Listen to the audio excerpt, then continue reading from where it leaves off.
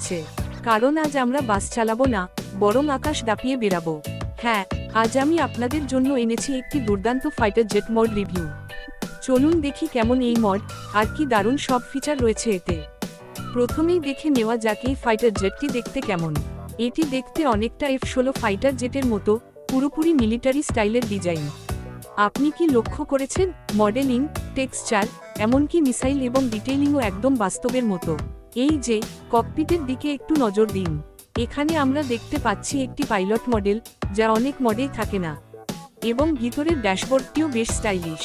এবার দেখা যাক পারফরমেন্স। ফাইটার জেটটিকে নিয়ন্ত্রণ করা বেশ মজার, কিন্তু কিছুটা চ্যালেঞ্জিংও। এটি মাটিতে অনেকটা বাসের মতোই চলে, তবে আকাশে উঠলে গেমের একদম ভিন্ন অনুভূতি পাওয়া যায়।